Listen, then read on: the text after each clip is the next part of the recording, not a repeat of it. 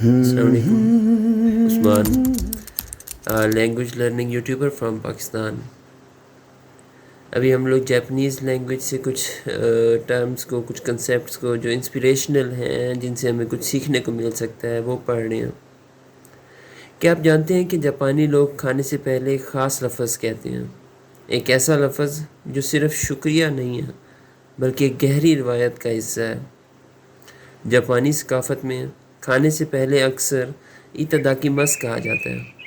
یہ لفظ آئی ہمبلی ریسیو یعنی میں عاجزی سے قبول کرتا ہوں کہ میں نہیں رکھتا ہے.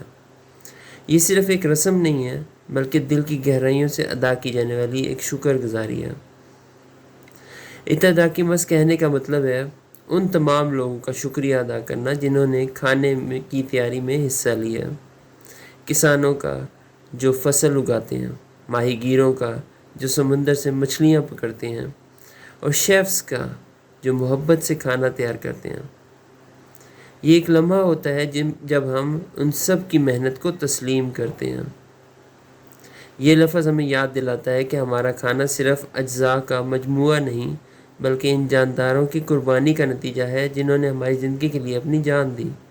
ایتاداکی مس کہہ کر ان کی قربانی کو احترام سے یاد کیا جاتا ہے.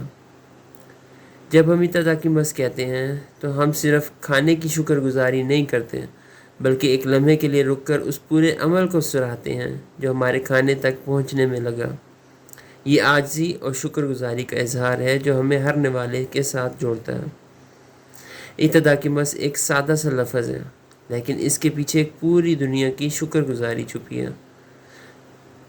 ہمیں بھی اس روایت سے سیکھنا چاہیے کہ ہر کھانے سے پہلے ایک لمحہ نکال کر شکر ادا کریں کیونکہ ہر نوالا ایک نعمت ہے. تو یہ تھا آج کا ورڈ ایتاداکی مس. پھر ملتے ہیں انشاءاللہ نیکسٹ ٹائم پہ. جزاکم اللہ خیر.